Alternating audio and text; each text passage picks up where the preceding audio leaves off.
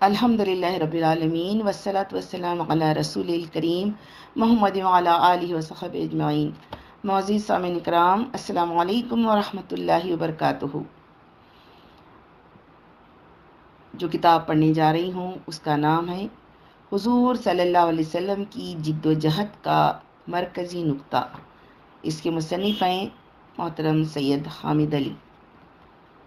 بسم اللہ الرحمن الرحیم۔ رب اشرح لی صدری ویسر لی امری واحلل عقدۃ من لسانی یفقہوا قولی۔ حضور صلی اللہ علیہ وسلم کی جد و جہد کا مرکزی نقطہ۔ الحمدللہ رب العالمین والصلاة والسلام علی رسول الامین وعلی آلہ وصحبہ اجمعین الی یوم الدین۔ عزیز ساتھیو، عزیز طالبات، نبی اکرم صلی اللہ علیہ وسلم کی مساعی کا مرکزی نقطہ کیا تھا؟ یہ کوئی علمی یا تاریخی سوال نہیں ہے، بلکہ اس کا ہم سے غیر معمولی تعلق ہے۔ ظاہر ہے کہ جو آپ کی جد و جہد کا مرکزی نقطہ ہوگا وہی ہماری زندگی اور ہماری مساعی کا بھی مرکزی نقطہ ہوگا۔ یہ دین کی انتہائی بنیادی بات تھی اور ہے، اور توقع یہ تھی اور توقع یہ ہونی ہی چاہیے کہ اس میں کوئی اختلاف اہل علم میں نہ ہوتا۔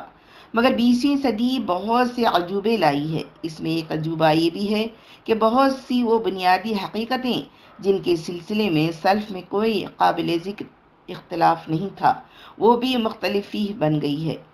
اس لیے میں کوئی جذباتی تقریر کرنے کے بجائے یہ واضح کرنے کی کوشش کروں گا کہ اس سوال کے مختلف جواب کیا ہیں اور ان میں صحیح جواب کون سا ہے، اور یہ جو اختلاف ہو گیا ہے اس اختلاف کی وجہ کیا ہے۔ کیا واقعی اس سوال کے مختلف جواب ہو سکتے ہیں، یا یہ کچھ فکری یا دینی اصطلاحات کو ٹھیک طور پر نہ سمجھنے کا نتیجہ ہے؟ نبی کریم صلی اللہ علیہ وسلم کی جد و جہد کا مرکزی نقطہ کیا تھا؟ اس سلسلے میں جہاں تک مجھے معلوم ہے اس کے 4 جواب دیے گئے ہیں۔ ایک یہ کہ لوگوں کو اللہ کا بندہ بنانا، دوسرے یہ کہ لوگوں کو اللہ کے دین کی طرف بلانا اور دین کو پھیلانا، تیسرے یہ کہ لوگوں کو آخرت کی کامیابی کی طرف بلانا اور ان کی توجہات کو اس بات پر مرکوز کر دینا کہ دنیا نہیں، آخرت ہی سب کچھ ہے۔ چوتھی اور آخری بات یہ کہ اللہ کا جو دین آپ لے کر آئے تھے وہ دنیا میں غالب و سربلند ہو۔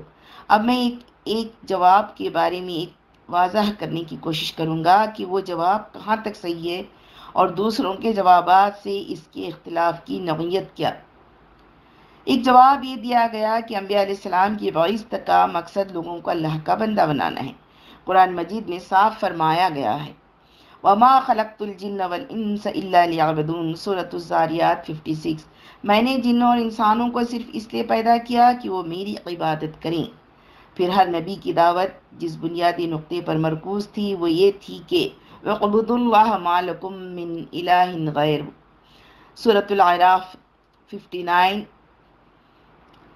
65، 73، 85۔ عبادت کرو اللہ کی، اس کے سوا تمہارا کوئی الہ نہیں ہے۔ الا تعبدوا الا اللہ، یہ کہ مت عبادت کرو مگر اللہ کی۔ یہی ایک دعوت تھی سب کی، اس کے لیے وہ جیے اور مرے۔ ساری قوتیں، اپنی ساری انرجی انہوں نے اس کام کے لیے نچوڑ دی۔ ٹھیک ہے، لیکن سوال یہ پیدا ہوتا ہے کہ عبادت کا مطلب کیا ہے؟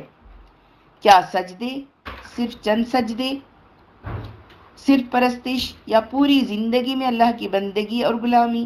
میں نہیں جانتا کہ علماء امت میں اس بارے میں کوئی اختلاف ہے کہ عبادت کے معنی صرف پرستش کے ہیں۔ کوئی آدمی بس علامتی ہوش حواس یہ نہیں کہہ سکتا۔ اسی آیت وَمَا خَلَقْتُ الْجِنَّ وَالْإِنسَ إِلَّا لِيَعْبُدُونَ کے معنی صرف پرستش کے لیے جائیں تو اس کے معنی یہ ہے کہ ہم 24 گھنٹے اور 60-70 سال نماز پڑھیں۔ نماز، روزہ، زکوٰۃ، حج، اللہ اللہ خیر صلی، کوئی اور کام نہیں کر سکتے۔ اگر عبادت کے معنی صرف پرستش کے ہیں تو سوال یہ ہے کہ پھر باقی کام کیوں انبیاء نے کیے اور کرائے؟ عبادت تو تھوڑی دیر ہوتی ہے۔ آپ نماز پوری ملا لیجئے مع سنت و نفل کے تو کتنے منٹ لگتے ہیں، کتنا وقت صرف ہوتا ہے۔ حج تو زندگی میں ایک بار ہوتا ہے اور زکوٰۃ سال میں ایک بار دی جاتی ہے۔ روزہ سال میں 1 مہینہ رکھا جاتا ہے اور باقی۔ یہ بات علماء میں متفق علیہ ہے کہ عبادت کا مفہوم پوری زندگی پر حاوی ہے، اور پرستش کے لیے قرآن مجید کی جو خاص اصطلاح ہے وہ ہے سجدہ۔ لیکن اس کے معنی بھی قرآن مجید میں صرف پرستش نہیں ہے۔ قرآن مجید میں کئی جگہ ایسی آیات ہیں جس میں بتایا گیا ہے کہ پوری کائنات خدا کے آگے سجدہ ریز ہے۔ زمین بھی، آسمان بھی، درخت بھی، پہاڑ بھی، سب سجدہ ریز ہیں۔ وَلِلَّهِ يَسْجُدُ مَن فِي السَّمَاوَاتِ وَالْأَرْضِ طَوْعًا وَكَرْهًا وَظِلَالُهُم بِالْغُدُوِّ وَالْآصَالِ، سورۃ الرعد 15۔ اور اللہ ہی کے لیے سجدہ کر رہی ہیں وہ تمام چیزیں جو آسمانوں اور زمین میں ہیں، چار و ناچار، اور ان کے سائے بھی صبح و شام۔ ظاہر ہے اس کے معنی پرستش کے تو ہو ہی نہیں سکتے، اور نہ مفسرین نے اس کے معنی بیان کیے ہیں، بلکہ انہوں نے جو معنی بیان کیے ہیں وہ یہی کہ یہ ساری چیزیں اللہ کی اطاعت کر رہی ہیں اور اللہ کے قانون کی پابند ہیں۔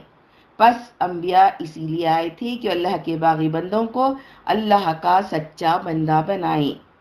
سلف سے خلف تک سب کے نزدیک اس کا مفہوم یہی ہے کہ ہماری پوری زندگی انفرادی و اجتماعی اللہ کی مرضی کی سانچے میں ڈھل جائے۔ فرد بھی، معاشرہ بھی، اسٹیٹ بھی، نوع انسانی بھی، پوری زمین بھی، سب اللہ کے رنگ میں رنگ جائے۔ یہی انبیاء کی بعثت کا مقصد تھا، اور یہی حضور صلی اللہ علیہ وسلم کی جدوجہد کا مرکزی نقطہ، اور اس لحاظ سے اس مفہوم میں بنیادی طور پر کوئی فرق واقع نہیں ہوتا کہ اللہ کا دین انسانوں پر اور زمین پر غالب آ جائے۔ ایک ہی بات کی دو طرز تعبیر ہیں، اس سے اصل حقیقت پر کوئی فرق نہیں پڑتا۔ ایسی ہی دوسری بات کو لے لیجئے، بلا شبہ انبیاء علیہ السلام اسی لیے آئے تھے کہ اللہ کے دین کی طرف لوگوں کو بلائیں اور انہیں اللہ کے دین کا پیرو بنائیں۔ لیکن یہ دین کیا ہے اور اس کا دائرہ کیا ہے؟ کیا اس کا دائرہ صرف عبادت، معاشرت، اخلاق اور پرسنل لا تک محدود ہے، یا پوری زندگی پر محیط ہے؟ اور کیا حضور صلی اللہ علیہ وسلم کی دعوت کا کوئی لمحہ بھی ایسا گزرا جس میں اس کا دائرہ محدود رہا ہو اور بعد میں وسیع کر دیا گیا ہو؟ سورہ انعام جو مکی سورہ ہے اور ہجرت سے کئی سال پہلے اتری ہے، اس میں اللہ کے رسول سے کہا جاتا ہے کہ یہ تم سے پوچھتے ہیں کہ تمہارا دین کیا ہے، تو قرآن کہتا ہے کہ کہہ دو ان صلاتی و نسکی و محیائی و مماتی للہ رب العالمین لا شریک لہ وبذالک امرت وانا اول المسلمین، سورۃ الانعام 162-163۔ یعنی میرا دین تو یہ ہے کہ بے شک میری نماز، میری قربانی، میرا جینا، میرا مرنا سب اللہ رب العالمین کے لیے ہے، کوئی اس کا شریک نہیں ہے، مجھے اسی کا حکم ملا ہے اور میں سب سے آگے بڑھ کر اسلام لاتا ہوں۔ اسے معلوم ہوا کہ دین میں پرستش تک محدود نہیں ہے۔ بلا شبہ ایمانیات دین کی بنیادیں ہیں، اور جو پورا نظام عبادات ہے وہ اس کی بنیادی ستون ہے۔ لیکن اگر صرف بنیادیں بھری جائیں اور ستون نہ قائم ہوں تو بنیادیں ختم ہو جائیں گی۔ ستون کھڑے کر دیے جائیں، پوری عمارت نہ بنے تو ستون ڈھہ جائیں گے۔ اس لیے دین مکمل عبادت کا نام ہے۔ امت میں اس بارے میں کوئی اختلاف نہیں ہے کہ جس دین کو اللہ کے رسول لے کر آئے تھے وہ پوری زندگی کا دین تھا۔ نیو ٹیسٹامنٹ میں حضرت مسیح علیہ السلام کی طرف ایک جملہ منسوب ہے، وہ فی نفس سے غلط نہیں کہ جو خدا کا ہے وہ خدا کو دو اور جو قیصر کا ہے وہ قیصر کو دو۔ یہ حضرت مسیح علیہ السلام کا بہترین حکیمانہ جواب تھا جو انہوں نے اس سازش کو ناکام بنانے کے لیے دیا تھا۔ علماء یہود نے مسلسل اس بات کی کوشش کی کہ رومن امپائر کے تحت جو یہودی حکومت ہے وہ حضرت مسیح کو کسی سازش میں پکڑ لے۔ چنانچہ ایک صاحب مقدس چہرہ بنا کر حضرت مسیح کے پاس آئے اور پوچھا کہ کیوں صاحب، یہ جو قیصر کی حکومت ہے اس کے بارے میں ہمارا کیا رویہ ہو، ہم ٹیکس دیں یا نہ دیں؟ اب ظاہر ہے کہ حضرت مسیح نبی ہوتے ہوئے یہ تو کہہ ہی نہیں سکتے تھے کہ تم ٹیکس دو، ورنہ عوام میں ان کے خلاف فتوے کا ایک محاذ کھلتا اور لوگ کہتے کہ یہ تو اچھے نبی ہیں جو باطل نظام حکومت کو ٹیکس دینے کو کہتے ہیں، اور اگر کہتے کہ ٹیکس نہ دو تو وہاں حکومت کے CID موجود تھے، فوراً ان پر بغاوت کا الزام لگتا اور بغاوت پھیلانے کے جرم میں پکڑے جاتے۔ تو مسیح علیہ السلام نے پوچھا کہ بھائی تم ٹیکس میں کیا دیتے ہو؟ لاؤ سکہ، لاؤ سکہ منگایا، پھر پوچھا اس میں تصویر کس کی ہے؟ جواب ملا قیصر کی۔ فرمایا جو قیصر کا ہے وہ قیصر کو دو اور جو خدا کا ہے وہ خدا کا دو۔ بہترین جملہ تھا۔ مطلب ہے کہ صورت قیصر کی ہے، سونا خدا کا ہے، سونے کا مستحق خدا ہے، صرف ظاہری شکل قیصر کے لیے ہے، اس لیے ظاہری طور پر اطاعت قیصر کی اور حقیقی اطاعت اللہ کی ہونی چاہیے۔ لیکن سینٹ پال اور اس کے متبعین نے یہ مطلب نکالا کہ عبادت خدا کی اور باقی زندگی قیصر کی۔ اس جملے کا جو مطلب مسیحیوں نے جو سمجھا وہ مطلب کبھی بھی علماء اسلام نے نہیں سمجھا، اسی لیے انہوں نے یہ محسوس کیا کہ اللہ کے دین کی پیروی پوری زندگی میں ہونی چاہیے۔ اب سوال یہ پیدا ہوتا ہے کہ کیا حضور کا کام صرف دعوت و تبلیغ کا تھا، خواہ کوئی مانے یا نہ مانے اور کوئی چلے یا نہ چلے؟ کیا کوئی امت اور ریاست بنانا آپ کے مشن میں داخل نہیں تھا؟ کیا محض ایک مبلغ، ایک خاموش دائی اور ایک مبشر تھی، یا کچھ اور بھی؟ دعا ابراہیمی پر غور کیجئے تو ابراہیم علیہ السلام کی پوری اسکیم سامنے آتی ہے۔ حضرت ابراہیم علیہ السلام کی دعا یہ تھی، اے رب، لوگوں میں خود ہی انہی کے قوم سے ایک رسول اٹھائیو جو انہیں تیری آیات سنائے، ان کو کتاب اور حکمت کی تعلیم دے اور ان کی زندگیاں سنوارے، تو بڑا مقتدر اور حکیم ہے۔ گویا ایک امت کی تشکیل، اس کی رہنمائی، اس کا تزکیہ، اس میں تلاوت آیات کرنا، اس کو کتاب حکمت کی تعلیم دینا اور مثالی معاشرہ بنانا آپ صلی اللہ علیہ وسلم کا کوئی ضمنی کام نہ تھا، بلکہ آپ کے مقاصد بعثت میں بنیادی اہمیت کا حامل تھا، اور حضرت ابراہیم علیہ السلام کے وقت ہی سے تھا۔ تو کیا حضرت ابراہیم علیہ السلام کی دعا کا مطلب یہ ہو سکتا ہے کہ حضور خالی امت بنا دے، بس اسلامی ریاست نہیں؟ اول تو یہ سمجھ لیجئے کہ کوئی امت، کوئی معاشرہ اسی وقت مثالی امت اور مثالی معاشرہ بن سکے گا جب کہ وہ آزاد ہو اور اس پر اپنی مرضی کا نظام غالب ہو، اور یہ چیز بغیر اسلامی ریاست کے قیام کے ممکن نہیں۔ پھر حضور کی نبوت کے ساتھ جس دین کی تکمیل ہو رہی تھی، اس کی تکمیل اور احیاء احکام اور قوانین کی بھی تنفیذ اس وقت تک ممکن ہی نہ تھی جب تک کہ اسلام کو اقتدار نہ ملتا اور اسلامی ریاست کا قیام عمل میں نہ آتا۔ یہی وجہ تھی کہ اللہ کے رسول نے مدینہ پہنچتے ہی جو پہلا کام کیا وہ یہ کہ یہود سے معاہدہ کر کے اسلامی اسٹیٹ قائم کر دیا، اور پھر اسی رخ پر ساری کارروائی چلی۔ پورا مدنی دور اس حقیقت پر گواہ ہے۔ لہٰذا امت مسلمہ کی تشکیل، اس کی تربیت اور اسے مثالی امت بنانا اور اس کی تکمیل یا اسلامی ریاست سے کرنا یہ خود نبی کی دعوت کا بنیادی تقاضا ہے۔ تیسرا جواب یہ ہے کہ نبی اکرم صلی اللہ علیہ وسلم آخرت کی کامیابی کی طرف لوگوں کو بلانے آئے تھے، بالکل ٹھیک، لیکن کیا اس کا مطلب یہ ہے کہ لوگ دنیا کے مسائل سے منہ موڑ لیں، ملت اور انسانوں پر کیا بیت رہی ہے ان سب سے آنکھیں موند لیں اور بس آخرت کی رٹ لگائے جائیں؟ ایسے لوگوں کا ذہن یہ ہوتا ہے کہ جب ان کے سامنے یہ مسئلہ زیر غور آئے کہ امت مسلمہ ہندوستان میں کن مسائل سے دوچار ہے اور ان کے حل کے لیے ہم کیا کریں، تو ان کا دم گھٹنے لگتا ہے اور کہتے ہیں کہ کیا ہو رہا ہے، یہ تو دنیا کی بات ہو رہی ہے، ابھی آخرت کی بات کرو، آخرت کی بات۔ گویا آخرت دنیا سے الگ کوئی چیز ہے، حالانکہ اسلام نے آخرت کا جو تصور دیا ہے وہ دنیا سے الگ تو کیا رہا، یہاں سے وہاں تک پوری زندگی ایک ہے۔ موت تو زندگی کے بیچ میں ایک ذرا سا عارضی گیپ اور آخرت کی زندگی کے لیے ایک گیٹ ہے۔ ہماری یہی زندگی پوری کی پوری آخرت میں ہمارے سامنے آ جائے گی۔ قرآن کی روح سے جنت اور جہنم الگ سے کوئی چیز نہیں ہے، بلکہ انسان اپنے عمل سے اسی دنیا میں جنت یا جہنم بناتا ہے۔ اقبال نے سچ کہا ہے، عمل سے زندگی بنتی ہے جنت بھی جہنم بھی، یہ خاک کی اپنی فطرت میں نہ نوری ہے نہ ناری ہے۔ یہی دنیا کے اعمال انسان کو آخرت میں دے دیے جائیں گے، اعمال کی جزا نہیں بلکہ پورے پورے اعمال، اس میں کوئی کمی نہیں ہوگی۔ فرق یہ ہے کہ نیک اعمال 1000 گنا بڑھ کر ہوں گے اور برائی اپنی اصلی شکل میں سامنے آئے گی، اس میں کوئی اضافہ نہیں ہوگا۔ یہ تو بلا شبہ انبیاء کی مساعی کا مرکزی نقطہ ہے کہ لوگوں کی توجہات دنیا کی عارضی کامیابی سے ہٹا کر آخرت کی ابدی کامرانی پر مرکوز کر دیں، اور وہ تحریک اسلامی نہیں، اور وہ شخص تحریک اسلامی کا کارکن نہیں جس کے ذہن پر آخرت کی ابدی کامیابی پوری طرح مسلط نہ ہو، جس کا سونا جاگنا اٹھنا بیٹھنا سب آخرت کے لیے نہ ہو، اور وہ جو جہنم کے عذاب سے کانپتا نہ ہو، اور جسے جنت کے اجر و ثواب کی غیر معمولی طلب بلکہ توفیق نہ ہو۔ اسی کو حضور نے اس طرح فرمایا کہ جب خدا سے جنت کی دعا کرو تو جنت الفردوس کی، یعنی جنت میں اعلیٰ سے اعلیٰ مقام حاصل کرنے کی دعا کرو۔ لیکن جنت کا اعلیٰ مقام کیسے حاصل ہوتا ہے؟ کیا گھر میں صرف عبادت کرنے سے؟ اگر ایسا ہے تو صحابہ کرام نے کیوں جہاد کیا؟ حضور نے کیوں خون ریزی کی اور کرائی؟ آپ کہیں گے کہ وہ تو اس لیے کہ مشرکین مانتے نہیں تھے۔ اچھا، مشرکین تو نہیں مانتے تھے، لیکن قیصر و کسریٰ سے کیوں ٹکرا گئے اور پھر آگے تک کیوں پھیلتے چلے گئے؟ تو معلوم ہوا کہ اسلام میں آخرت کی کامیابی کا تصور بدھ مت اور جین مت جیسا نہیں ہے کہ آدمی کا نروان اور مکتی اس میں ہے کہ آدمی دنیا سے کٹ جائے۔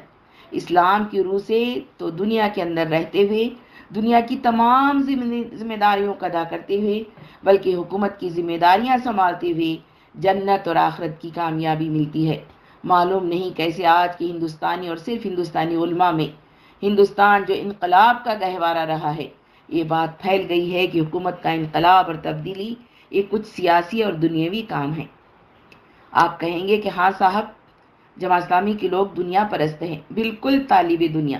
توبہ توبہ، یہ تو حکومت پر قبضہ کرنا چاہتے ہیں، اور انہیں مسلم و بخاری کی وہ صحیح حدیث یاد نہیں آتی جس میں اللہ کے رسول نے فرمایا ہے کہ آخرت میں 7 قسم کے لوگ عرش کے سائے کے نیچے ہوں گے جبکہ کوئی سایہ نہیں ہوگا۔ ان میں نمبر 1 پر امام عادل، انصاف کرنے والا، فرمان روا ہے۔